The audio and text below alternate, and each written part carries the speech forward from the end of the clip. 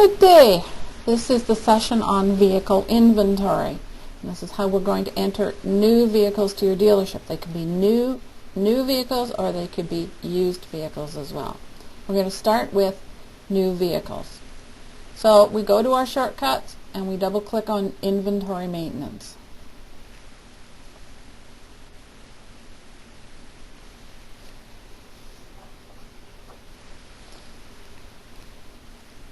And I'd like to say I have a speedy computer, but obviously it's not. There's 3 different ways you can put a vehicle in. You can use year, make, model, trim level, so I can pick a 2015 Hyundai and so on, Equus, and there's maybe different trim levels. You can also use this to actually search your inventory, and you'll see we have none in stock. So let's just pick something maybe not quite so. So already I know I have some 2015 GMCs in here. If I pick Chevrolet, probably I'd have more. But this here is obviously, we're a mixed model store, so there's lots of different ones. You will see here that it's already made my list small enough so I could just find it on here. But you could keep making this smaller and smaller and smaller till you just got the ones you were interested in. And at this point here, we still have this red X here, which means we cannot add a new vehicle. We could add what we call an old or non-auto vehicle, but we're going to do that a little bit later. So if we do one more drop down, then we get this check mark to add to inventory. We could have put a model number in here and then put a model year in. Or if you've got an invoice, the easiest thing to do is do it by order number. So what we're going to do is make sure we have nothing on there at all, and we're going to clear that out, and we're going to do clear filters. We're going to click on our VIN number. And if you got it electronically, you may be able to cut and paste the VIN, as I'm going to do, or you could just manually type it in. So what can happen in some cases is that a particular VIN will not decode directly to a vehicle. It will decode to a type of vehicle. In this particular case, we've got 2 trim levels, and you'll see we have different model numbers within that trim level. Sometimes it looks like it's got the same thing here, same trim, everything looks the same. It could be that there's a different engine, or a different fuel type, or a different body style, or a different box length. So you sometimes will have to use the slider to decide which one is the actual vehicle you're using. At this point, if you look at your invoice, you should have a model number or a package that you could, a trim or package that you could look at. I'm looking at an invoice right now, and it's the CK15543, and it happens to have a 2LT. So I'm going to click on that, and then I'm going to click on the word select. And at that point, now we've got this green checkbox, so we can click on add to inventory. This means a new vehicle in your inventory. This means a new vehicle order. So that if you haven't got the vehicle yet and you want to put an ordered unit in, you could actually use that order. But we're going to actually stock this vehicle in, so we're going to click on new inventory vehicle. And what this is going to do is it's going to go out and get data off the internet, so it's a little bit slow right now. And it's going to tell you, because of the engine we chose, it's going to make sure that, and because of the line we chose, it's going to have the engine L83 picked, as well as a couple of other items, and it's going to say yes, and we're going to say yes on that particular item. You won't always get that message up. This just happens to be a truck that, because we've said it's come with a particular engine, it's going to come up with that message. So at this point, if you look at your list of your invoice, you're going to be able to say, okay, which options do I have on this vehicle? This one here happens to be a GM truck, so obviously this is probably a Chevrolet truck. So there's lots of different options that are on it. Sometimes everything will come across with the word no charge or standard, and there's really no other options you're going to pick. But in this particular case, I'm looking at my invoice, and I've got lots of options to pick. Now, if it's a powertrain, obviously this is be an engine. I could look and see if I actually need to have the L83 engine. This happens to be the V8 engine, and that's why it was saying that I had to have a charge for it. You'll see that if you were going with a standard vehicle, there is no charge for that vehicle. If you need to see the cost at the same time as you see the retail, you'll just click the management button. Some places you won't have rights to see the cost, but that's what this will do. If you need to do it here, there's the costing as well. So I'm just looking at my list of options, and usually what I personally like to do is go to other options and start here. And I look down the list and see that anything that's being charged for. In this particular case, I've got an FHS, so I'm just, even though it's got a red X here, it's on my particular vehicle, so I'm just going to click there. What it's going to do is it's just going to tell you that the vehicle price is going to go up by $110. Now, if I wanted some information about this particular option, anything that's in blue with an underline will actually go out and give you some more information once you've clicked on it. So if you click on it once and hold your mouse there, it's just telling you what that means. If there was another one that you wanted information on, once again, you could just click on it, hold your mouse still, and it will give you some more information about it. As soon as you move your mouse, that will disappear. So I'm looking at my options, and I've got a JL1, and I've got a block heater. I've already picked the engine. I'm just looking down my list here. Now this one here is what's called a True North Edition, so if we go down a little bit further, and sometimes your list of options will all be on one page, sometimes you have to use the slider. So if you click on the PDU here, you're going to get some messages here, what's included in the True North.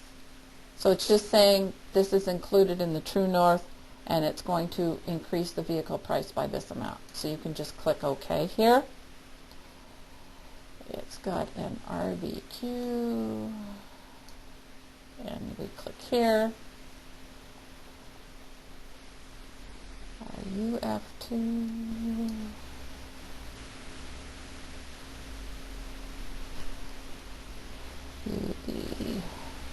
There we go. And then view the QK. And I could look at the invoice at any point, and there's that number here, and I could see on the invoice in this particular case that I match already. I had a credit that came through, an R7M, and by picking this PDU, it knew that it automatically got this credit here. So at this point, I think I've picked all the options. I could just review this as versus my invoice sheet, you know, wheels and tires, seats and trim. SEO special equipment order, sometimes some options fit up in here. So we can close this screen right now, and you'll see here there's all the information about the vehicle. One other important item to do is pick your colors, because a lot of manufacturers now charge for particular colors. So we're going to click on the word colors. And this is going to show you all the different colors that are available for this model at this time. In my case, they picked a deep ruby metallic, which I don't see here, but I understand they've changed the name to Sonoma red metallic, and there's the code there. So I'm just going to check that off. And what's going to happen is it's actually going to put a picture of the vehicle right here. If I click on interior colors, my color was HOU, so I can just click there. If there was particular ones you couldn't pick, they would have already had the red X. So we're going to just click the word close there. If I wanted to change the wording of the color based on the invoice, which says deep ruby red, I can actually go in this box and change it. Any box that's in white, you can go in and actually change the wording. Okay? You'll see here the odometer box is in blue. That means you have to hit a button to change the odometer. You can either click on the word odometer and just change it right here, or if there's going to be tracking odometer changes, this here then you could put the different ones in here, and that way you'd have a record of all the different odometer readings. Other than that, there's probably nothing else you really want to do on this page. If it was a used vehicle, you could put an in-service date in. If you wanted to, if they were taking the license number, if you were building a vehicle for a particular person, you could put a license number in here. So that's all this particular screen does. If we need to check the numbers on the vehicle against an invoice, we're going to click the inventory information screen. There's our numbers for the retail. To get the costing, we click on the management button. Okay, and so now we would look at our invoice and say, okay, yes, that number's correct, the freight's correct. Yes, we have the 2715. Now, in this case, it's a GM vehicle, and they do not charge on the invoice the 2715. So we could actually go to this area here. These are fees that would show up, and we can just click on Edit, and we could take the retail out and make that a 0, and click OK. And then my vehicle total on here would be $50,315, matches my invoice. I would look here. And if you want to have, if you're a GM store and you want to put the rep in, you can either make it a fee or you could make it a miscellaneous charge. In this particular case, I'm going to just make it put it in as my cost. And we can do yes and yes, so it's going to show in cost. So we'll actually show on here. If you're a Chrysler store, you'll automatically get your holdback here. If you need to put a dealer pack in, this is here. If there are dealer options that are automatically installed on vehicles, they will show up on this line here. That would be wheel locks. If we click on new, anytime you see a screen that has eyeglasses, you just click on the eyeglasses. Now obviously this is our store here, so it's got a lot of different stuff. You could have different ones to choose from. You may have locking wheels that have different prices depending on which model or make. So you could just click on select there, and it's going to put that information in there. And if we wanted to add it to our accounting costs, we could say yes, and then we can click OK. And then we can click close. And now it's going to show on this screen as well. And when somebody does a deal with this, these numbers are going to show. So that's how you actually put a vehicle in. If we say, okay, I looked at this number here and said, oh, I think I'm missing an option, that's what the Select Options window would do. So you could just click on your Select Options button again, and it's just going to go back into here, and you say, okay, I had a rubber bed mat, or I missed something. And if everything's okay at this point, you can click Close. And at this point here, you'll see that our Save and Close and our Save, even though this is in yellow, these are light gray, and you'll see we have a bubble.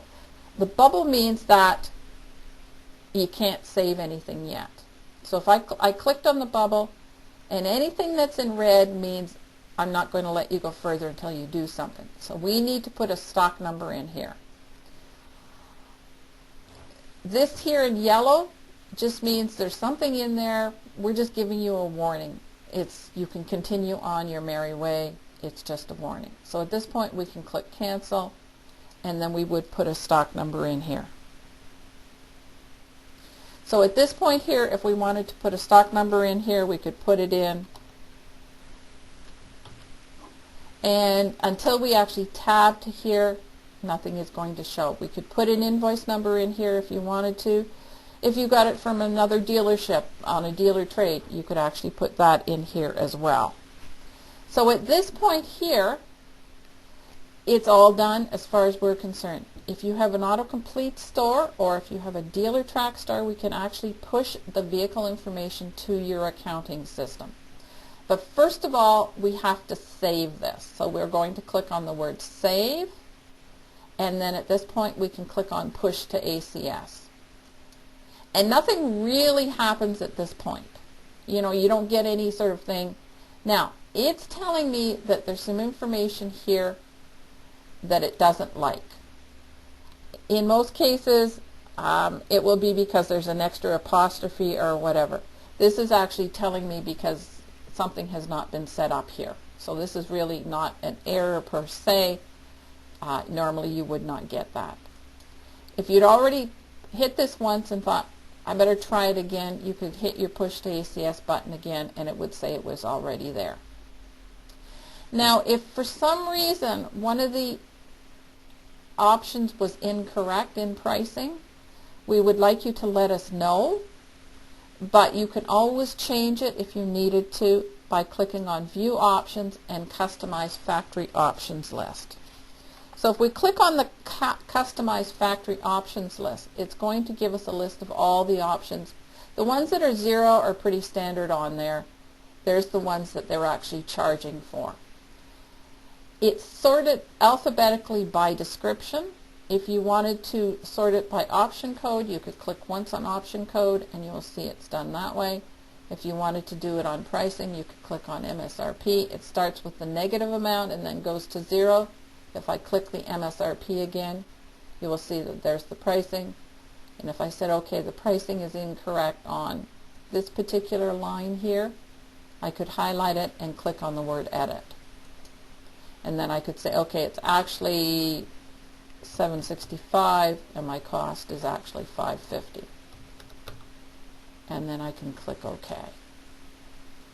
And then you're good to go. You've changed your pricing and everything is okay. If you do that and then you want to go back and select options, it's going to take away all the customization you did. So if I clicked on select options at this point, it's going to take away any custom option changes that were made, and once you click OK, it actually opens this up. So just be aware that once you've done the customize options, doing the select options will change what you customized on. So at this point, if we're all done, we would just click on Save and Close. And now we would have this vehicle in stock. And it's just thinking right now for me.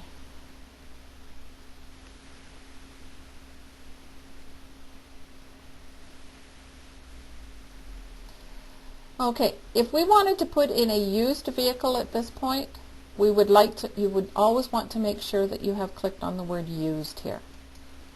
And we're just going to clear the filters because we don't want to put anything in here. We can put a used vehicle in the same way we put a new vehicle in. We can put it by VIN, or we can do it by actual year, make, model. Just going to show you quickly how to do it by VIN.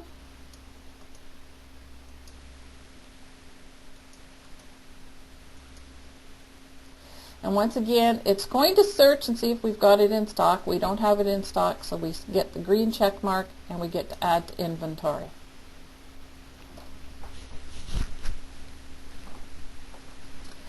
Now on a used vehicle, there is never going to be any pricing on any options.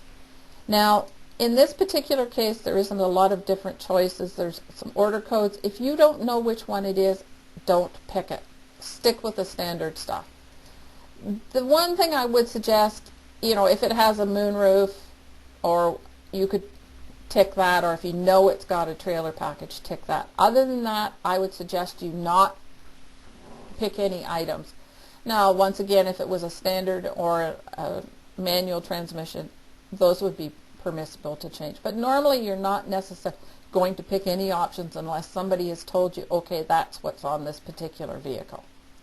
So we're going to click Close. We still have the options of colors up until anything that's 1996 or newer.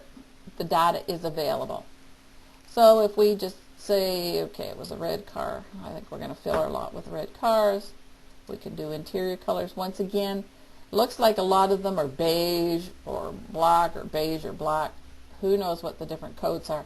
We may not know what code it is. We may decide we don't want to put it in, and we can just type in beige. Okay? And once again, you could change this and just make it red. We still have the odometer button. And if we go to inventory information, you will see there actually isn't any pricing. If you click the cost in there, you could actually put a cost in. So if you've got an invoice that you got it for $77.99.5, you can do that.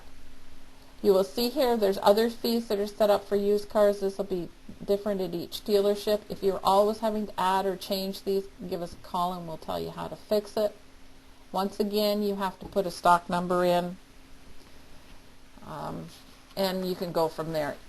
You can put in a retail price if somebody tells you to put in a retail price. You don't have to put a retail price. You can give that to somebody else to do. Once you put a stock number in, once again, we'll get our save and close save button, and you want to do your push to ACS again.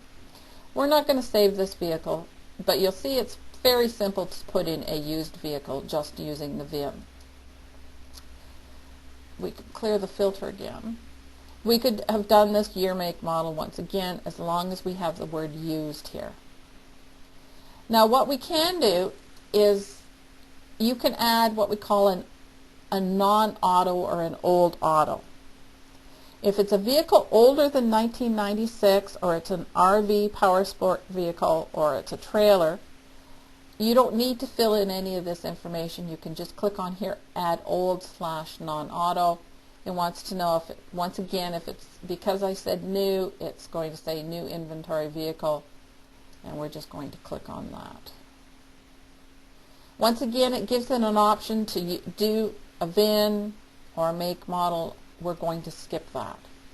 You'll see everything on here is actually, you can type in. Now let's say you've got a motorcycle that has a VIN of 10 letters, or if we've got a really old vehicle, it has a VIN of 10 letters. You'll see we've got a little bubble here. It says it requires a value. If we click this right now, it's going to know that there's no point in looking for a VIN because it's a non-serialized or non-standard VIN. We're going to get this little message saying it's invalid. It's not invalid in terms of the fact that we've already said it's not going to work. We can type in here, or you also have the ability to actually pick a year here. I'm not sure why we've only got these particular years in here, but once again we can do that. So we could type in, let's say this is a 1995 Ford Mustang. Okay, and then you could put a body in, a series, a trim, the engine, a color. You can actually just type in and try and make your typing look good, and you'll see that you can just fill this information in as much or as little as you want to. Once again, we're going to go to our second screen where we have the ability to put in cost, and this is where we would put our stock number in. And if I click there, you'll see now we have the save and close button, and now we can save this particular vehicle. So that's pretty simple to do. We're also in the process of setting up so that non-autos can also use drop-downs. So we're going to close this off, and we're going to lose the changes. We don't really care. So we're going to click on Add New Non-Model, and we're going to skip this again. We're going to go 2014. We're starting to set this up, and the dealerships themselves are setting this up so that you can actually use a drop down, and we have nothing else on. So you could type in a model here if you needed to go. One thing I would suggest you do is make sure it looks aesthetically pleasing. So in this particular case, I would like to type in GULLW.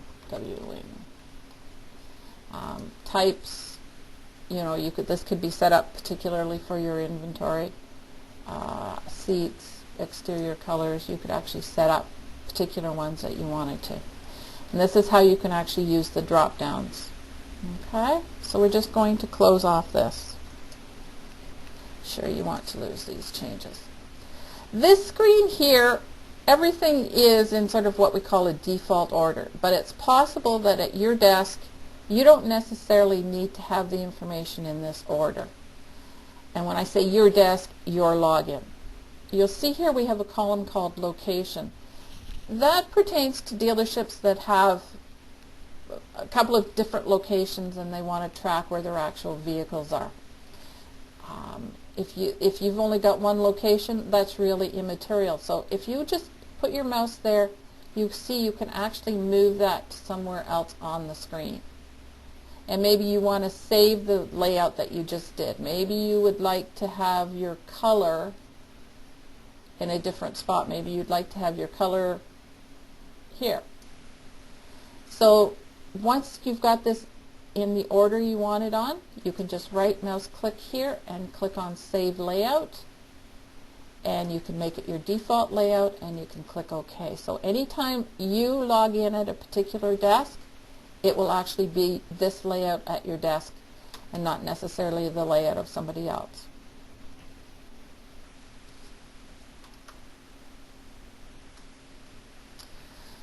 You will see here we've got what we call a service history. If you have autocomplete or Dealertrack, you can actually click on this button here and it will bring up service history for a particular vehicle if it's over in your service department. Right now I don't have the link to autocomplete set up properly, so this is not going to work. If you wanted to see the options on a particular vehicle here, so let's say we've got, let's go for something a little newer, so 2015 Chevrolet. If we wanted to see the options, we have two heavy-duty vehicles here. If we wanted to see the options on this one here to see what the price differential is, we can just click on the options button and it's going to show us the options that are on the vehicle. Once again, you can hit any button and have it sort. This one here has a diesel engine and an Allison transmission, which probably means the difference in pricing between these two vehicles. So you can use that to, if you needed to make a change, if you knew you had to make a change to a particular vehicle, you could use that to do that. So we're just going to bring up a vehicle here and I'm going to show you some information, more information you can have on this particular vehicle. It's bringing it up very slowly. You could have, this is where you would print forms like window stickers, window tags, trade-in disclosure screens. That's what this is for. You can do a retail stock sheet if you wanted to. That's what vehicle forms are for. Notes on the particular vehicle in terms of where it came from. If it was a used unit, you could actually set the disclosure on. This would look at your repair order history. If we go to inventory information here, once again we've got notes. Miscellaneous fields is actually where you can put some more information in about the vehicle. If you actually purchased this vehicle, if it was a used vehicle and you purchased it, one of your previous customers came in and just sold you the vehicle, you could actually put that information in here if you wanted to. So you would just once again use your eyeglasses and said, I bought it from Smith. So let's say I bought it from these particular people. It would just show that you actually bought it from those customers. You're not normally going to use this, but you can put the PDI RO, the date, and the RO amount in here. If all the stock information is complete, that's what this check mark is for. By default, your vehicle intent is resale. You can put whether it's certified factory or is. If you actually wanted to track vehicle sources, you could say a particular auction. You can use that to choose from. The buyer, this would be if the vehicle had already been sold, and this would show you the buyer that bought it. This would be the safety certificate in, safety certificate out. The vehicle QR code is if you put your vehicles on the internet, this would be the actual internet address, and then if you printed the paperwork, it would actually show you that QR code, and then they could use their phones to actually go to this internet site. Vehicle report location, if it's a used vehicle and you've bought it from the auction or someone that has already done a car proof or a Carfax, they should be able to give you a URL for it, and you would just type this URL in here, and what that would do is that would have the information about the CarProof, you know, like the actual report. You would actually be able to go and look at it. This one here is some of the exports will allow you to put some more description in beyond that. That's what this area is here for, and there's a miscellaneous field to put in anything you want. If you've stocked a vehicle in, a new vehicle, and there's a price protection on it and you don't want the prices changing, if there's an update in prices, you can click this button here and it will not, when you pull this vehicle up, it will not look on the internet for the current pricing for that vehicle. So if there's a price protection on a vehicle, you may want to click this so that there is nothing on, so that it does not go out and check on that.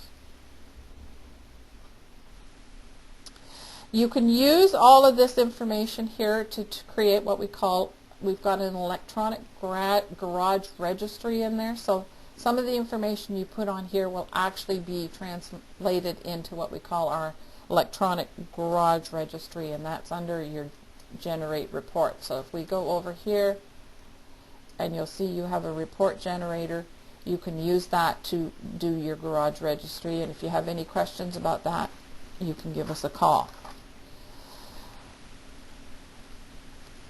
I'm just going to check my notes to see that everything I've told you about is true.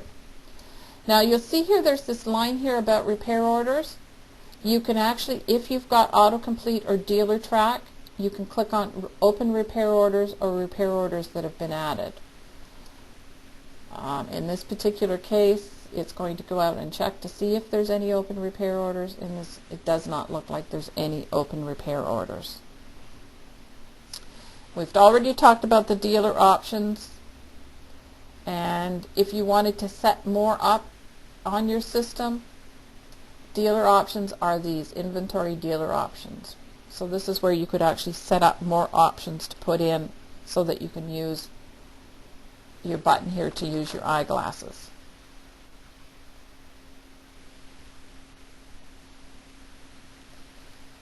If we're done with this vehicle at this point, we can just click Save and Close.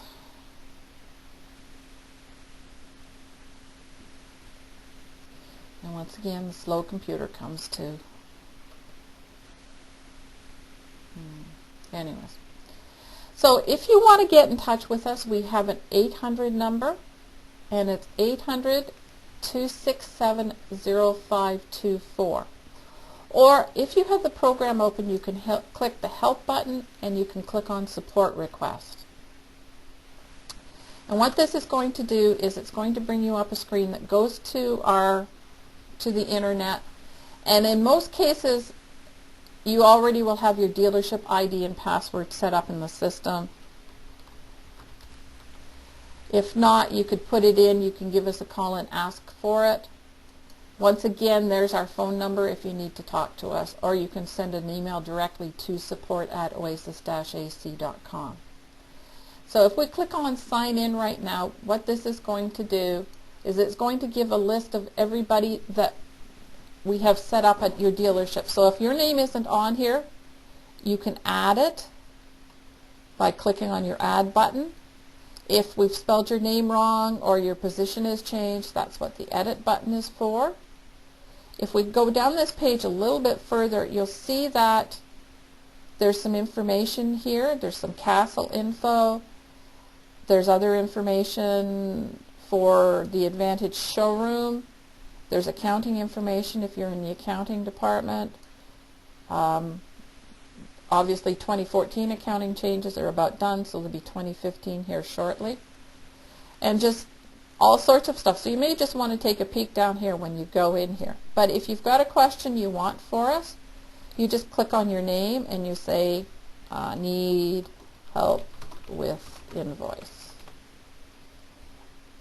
And I'm just going to, because we don't need help with invoice, but what's going to happen is once you click submit, it's going to come into our office. We have somebody in our office from 8 a.m. to 5:30 p.m. Monday to Friday.